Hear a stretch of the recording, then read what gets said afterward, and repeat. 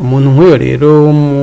afise indwara yo mu mutwe kandi akaba ari umuntu ashobora konona ibintu, kubita abantu, gusambura ibintu, nta wundi muto haratari uko muntu akwiye kujana kwa muganga akaronka ubuvuzi bujanye n'indwara yiwe, kuko nayo ubundi umuntu amurekeye hagati mu bantu azokomeza konona ibintu, azokomeza ko nashaka ntafise ubwenge bwo gushaka kuvuga ngo reka ndeke ibintu vya Murundi, ndeke ibintu bintu by'igihugu agaciro kavyo, nashaka kuvyiyumvira uko ubwenge bwiwe urumva yuko bwahuye n'ikibazo. Nta kindi rero gikenewe atari uko abajeje intwaro, abantu bose bafite icyo bashobora gukora, bafata uwo muntu bakamutwara muri vya bigo bifasha izo nkwana nka bene nabo. Murazi yuko i Bujumbura hariho bita kwa Rojanti, hari no mu bindi bice by'igihugu ushanga hariho